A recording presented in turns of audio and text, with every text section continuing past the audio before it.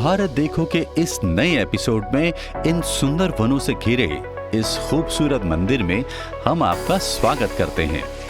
यहाँ की ये प्राचीन धरोहर, ये डैम की दीवारें और ये प्रकृति के पास बसा तालाब, हरे भरे पेड़ के बीच बने इस हाईवे से होते हुए हम इस बड़े से द्वार से आगे चलकर इस सुंदर कुदरत को निहारते हुए आखिरकार इस प्राचीन मंदिर पहुंच गए।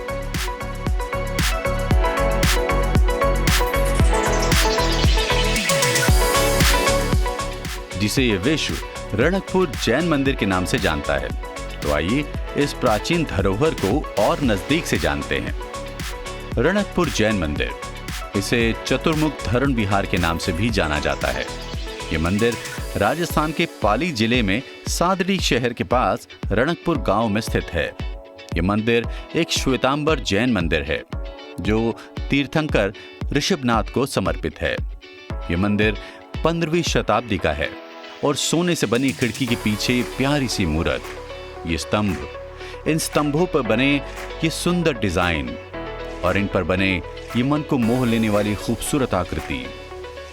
इस हाथी पर बैठे ये श्री जैन मुनि जी, इस स्तंभ पर बने ये मयूर के डिजाइन, ये चमचमाता शिखर, ये छत का डिजाइन, ये दीवार पर बना इतना अच्छा डिजाइन, इस स्तंभ पर बने चक्र के डिजाइन, इस स्तंभ पर लिखा हुआ प्राचीन लिपि में ये सुपार्श्वनाथ जी की मूर्त। कहा जाता है कि ये मंदिर जैन ब्रह्मांड विज्ञान के अनुसार वर्तमान आधे चक्र के पहले तीर्थंकर आदिनाथ का सम्मान करता है।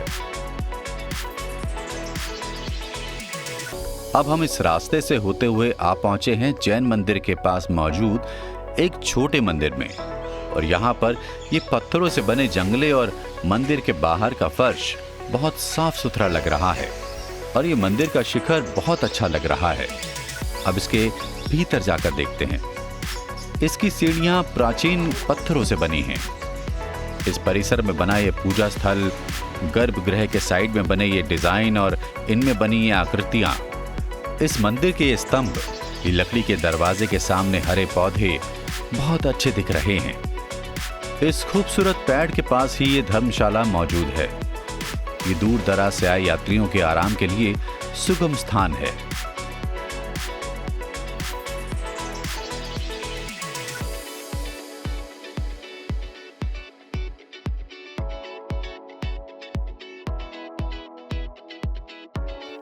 अब हम इस बड़े से गेट से बाहर निकलते हुए इस प्रकृति के बहुत अच्छे दृश्य देखते हुए इस तालाब के पास आ पहुंचे हैं। इसका पानी ठहरा हुआ है और इसके पास एक और मंदिर है। इसकी बाहर की दीवारों पर लोहे की रेलिंग लगी हुई है और इसका गेट भी लोहे का बना है। मुख्य मंदिर की सीढ़ियों को मार्बल से बनाया गया है। इस मंदिर का गुंबद और इसके स्तंभ पर बनी आकृतियां प्राचीन कला द्वारा बनाई गई हैं। इस मंदिर के चारों ओर स्टील की रेलिंग लगी है। अब आइए इसके आगे चलते हैं। इसके पास ही एक तालाब है और इस तालाब के पास एक और छोटा मंदिर है जिसमें श्री हनुमान जी की प्यारी सी मूर्ति है।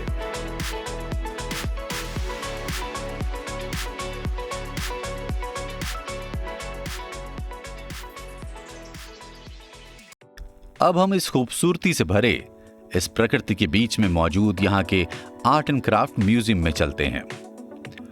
इस म्यूजियम में बहुत सी प्रकार की पेंटिंग, दीवारों पर लकड़ी से बना हिरण का सर और इसके साइड में लगी लकड़ी से बने ये तीर कमान। यहाँ की दीवार पर लगी अनेक प्रकार की प्राचीन धातु और प्राचीन चीजें। इस हिस्से में लकड़ी से बनी बैलगाड़ी, दीवार पर लगी ये पेंटिंग, ये लकड़ी का पहिया, जमीन पर रखा ये चरखा, इसके पास रखी ये आटा चक्की और इसके साइड में रखी ये 3 पहिया गाड़ी बहुत अच्छी लग रही थी। इस चरखे के चलने पर बहुत आनंद आ रहा है और यहाँ पर सूत से चटाई बनाने का यह प्राचीन तरीका अब धीरे धीरे विलुप्त होता जा रहा है। अब हम यहाँ से निकलते हैं। अब हम फिर से अपना सफर शुरू करते हैं और इस रोड से निकलते हुए, इस हाईवे से होते हुए इस बड़े से गेट को पार करते हुए आप पहुंचे हैं इन महकते हरियाली से भरे खेतों में।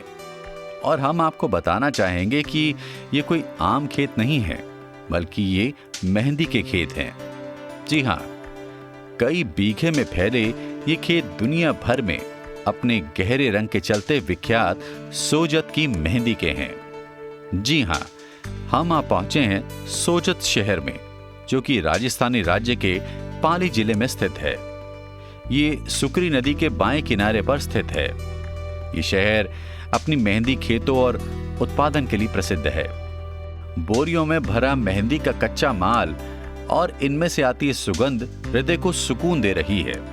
इसके गहरे रंग का रहस्य जानने हम आ पहुंचे हैं इनके गोदाम पर, जहां ये परिश्रम करते लोग एक जगह इस मेहंदी को कच्चे माल के रूप में इकट्ठा कर रहे हैं और इन व्यक्तियों द्वारा इन बोरियों को अगले प्रोसेस के लिए ले जाया जा रहा है। अब आइए यहां पर इन व्यक्ति से इसके बारे में थोड़ी जानकारी लेते हैं।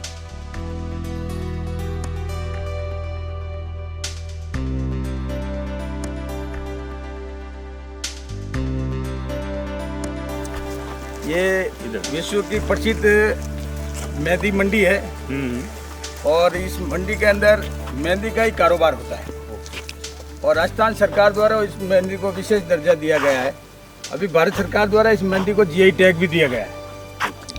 साथ ही ये मेहंदी यहाँ की जलवायु, यहाँ का मिट्टी और यहाँ के क्लाइमेट, इसके ऊपर निर्भर होने के कारण ये फसल सोजत पाली जिले की 4 तहसीलों में ही पैदा होती है।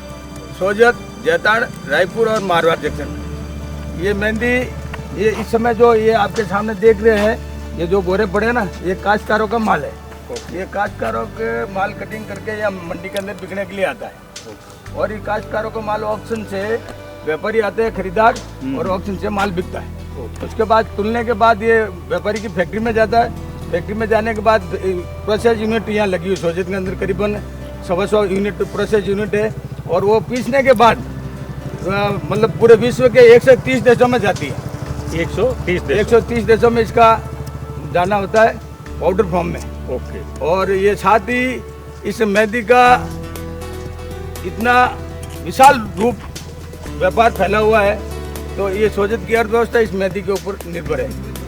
सोजत की पहचान भी मेहंदी के पीछे विश्व प्रसिद्ध मेहंदी है और सोजत की पहचान इसी के पीछे। ये मेहंदी केवल जो लगाने के लिए भी यूज होती है या आजकल इसको केमिकल या दवाई या उसमें भी यूज करने लगे? नहीं, मेहंदी हमारे ध्यान में जब तक है इसको लगाने में ही काम आती है। आयुर्वेदिक में आती है। नहीं, और आयुर्वेदिक में भी जाती है आजकल, वो आयुर्वेद वाले भी वो लगाने में ही काम में लेते हैं। नहीं, तो फॉर्म हो गया लगाने। मेहंदी लगाते हैं, सर पे लगाते हैं, पैरों में लगाते हैं जी, तो बॉडी का उसे आयुर्वेद से वो बॉडी के वो भी तो वातावरण कूल भी तो होता है उससे। किसी के मतलब किसी के पैरों में जलन होती है, किसी के सिर में जलन होती है, तो ये मेहंदी लगाने से उसमें ठंडक होती है। ये इसकी तासीर ठंडक का काम करती है। आयुर्वेद फॉर्म में भी ये मेहंदी बिकती है। हाँ। यहाँ के आसपास के क्षेत्र की जमीन में लासोन कंटेंट की मात्रा ज्यादा होती है और यहाँ की अनुकूल जलवायु परिस्थितियों और मिट्टी के कारण सोजत भारत का एकमात्र शहर है जहां मेहंदी उगाई जाती है और दुनिया भर में निर्यात की जाती है। सोजत मेहंदी को अब भौगोलिक संकेत जीआई प्रमाण पत्र मिल गया है।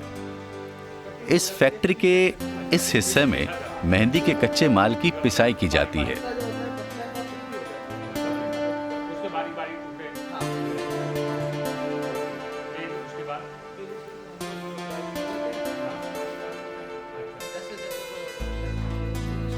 यहाँ पर ये व्यक्ति बता रहा है कि पहले इस कच्चे माल को इस बड़ी सी मशीन में डाला जाता है और फिर इस मशीन में लगे ब्लेड इसको छोटे छोटे भागों में विभाजित कर देती है।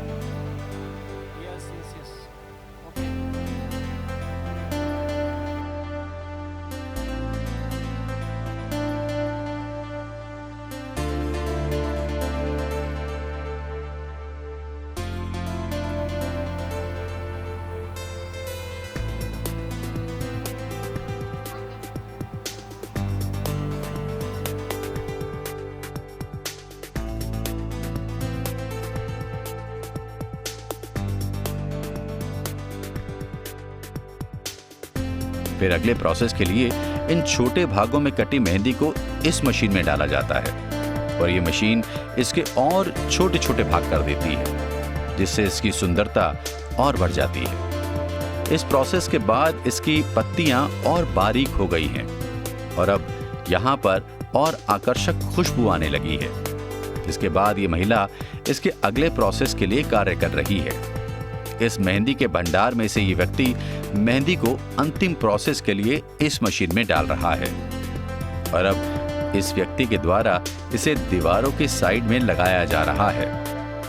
अब इस मशीन से अंतिम प्रोसेस पूरा होने के बाद ये मेहंदी मशीन से बाहर आ गई है और अब इसको एक जगह इकट्ठा करके बोरों में भरा जा रहा है।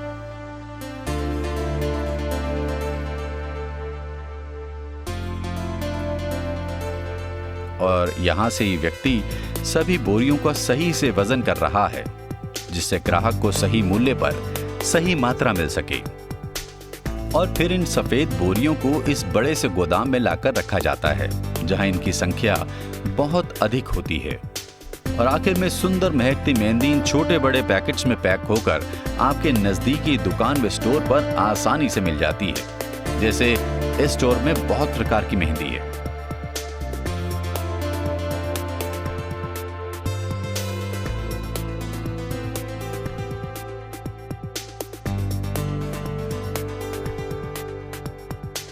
अब हम आपको इन सुंदर मेहंदी के डिजाइन के साथ छोड़े जाते हैं और अब आपसे हमारी मुलाकात होगी अगले एपिसोड में। तब तक के लिए अपना ख्याल रखिए, खुश रहिए। जय हिंद, जय भारत।